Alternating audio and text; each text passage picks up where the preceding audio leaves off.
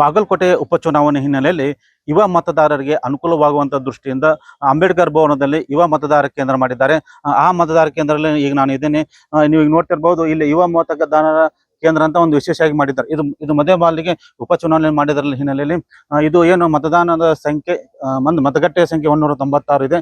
ಇದು ಬಾಗಲಕೋಟೆ ಮತಕ್ಷೇತ್ರ ವ್ಯಾಪ್ತಿಯಲ್ಲಿ ಬರ್ತಿರೋ ಹಿನ್ನೆಲೆಯಲ್ಲಿ ನವನಗರದ ಒಂದು ಅಂಬೇಡ್ಕರ್ ಭವನ ಇದು ಸಾಕಷ್ಟು ಸಂಖ್ಯೆಯಲ್ಲಿ ಇಲ್ಲಿ ಯುವ ಮತದಾರರು ಅಂದ್ರೆ ಇಲ್ಲಿ ಸ್ಟೂಡೆಂಟ್ಸ್ ಹೆಚ್ಚಾಗಿ ಬಂದಿದ್ದಾರೆ. ಸ್ಟೂಡೆಂಟ್ ಏನಂದ್ರೆ ಈ ಭಾಗದಲ್ಲಿ ಬೇರೆ ಬೇರೆ ಕಡೆಯಿಂದ ಬಂದಂತ ಸ್ಟೂಡೆಂಟ್ಗಳು ಇಲ್ಲಿ ಮತದಾನ ಚಲಾಯಿಸುವ ಹಕ್ಕನ್ನು ಏನು ಕೊಟ್ಟಿದ್ದಾರೆ.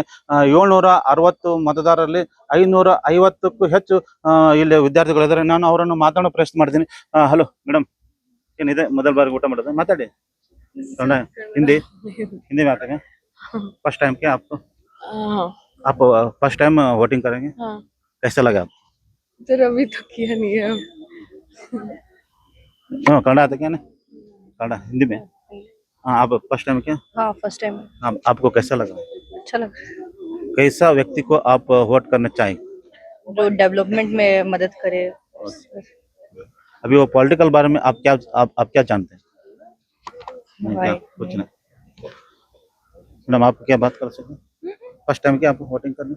फर्स्ट टाइम आप क्या फर्स्ट टाइम क्या? आप मैडम आप कहाँ से हैं? First time. कहाँ से आए? कौन से गांव से हैं? बात करें ना।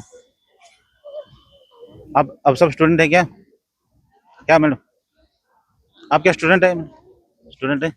कहाँ से हैं? हाँ। कौन से स्टूडेंट? कौन सा स्टेट में?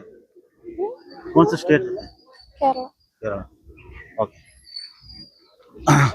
ಈ ಎಲ್ಲ ಏನು ವಿದ್ಯಾರ್ಥಿಗಳು ಏನು ಈಗ ಬೇರೆ ಬೇರೆ ರಾಜ್ಯದಿಂದ ಮತ್ತು ಇಲ್ಲಿ ಅಧ್ಯಯನ ಮಾಡಕ್ಕೆ ಬಂದಿರುವಂತ ಇಲ್ಲೆಲ್ಲ ವಿದ್ಯಾರ್ಥಿಗಳು ಇದ್ದಾರೆ. ಅವರು ಮೊದಲನೇ ಬಾರಿಗೆ ಇಲ್ಲಿ ಏನು ಮತ ಚಲಾಯಿಸುವ ಹಕ್ಕು ತಮ್ಮ ಹಕ್ಕನ್ನು ಚಲಾಯಿಸೋದಕ್ಕೆ ಇಲ್ಲಿ ಆಗಮಿಸಿದ್ದಾರೆ. ಅವರು ಏನಂದ್ರೆ ಡೆವಲಪ್ಮೆಂಟ್ ಗಾಗಿ ನಾವು ಮತ ಚಲಾಯಿಸುವಂತ ಮಾಹಿತಿ ಹೇಳಿದ್ದಾರೆ. ನೋಡೋಣ ಅವರೆಲ್ಲ ಯಾವ ತರ ಒಂದು ಹುಮ್ಮಸ್ಸು ಹುರುಪಿಂದ ಬಂದು ಚಲಾಯಿಸಿದ್ದಾರೆ, ಏನೆಲ್ಲ ಮಾಡ್ತಾರೆ. ಯಾಕಂದ್ರೆ ಇರೋರು ಇಲ್ಲಿ ಕನ್ನಡದವರೆಲ್ಲ ಬೇರೆ ಬೇರೆ ರಾಜ್ಯದಿಂದ ಬಂದಂತ ಸ್ಟೂಡೆಂಟ್ಗಳು ಸಹ ಇಲ್ಲಿ ಹಕ್ಕು ಚಲಾಯಿಸುವಂತ ಅವಕಾಶ ನೀಡಿದ್ದಾರೆ ಚುನಾವಣಾ ಆಯೋಗ. आनंद अश्ववेग न्यूज़ बागलकोटे।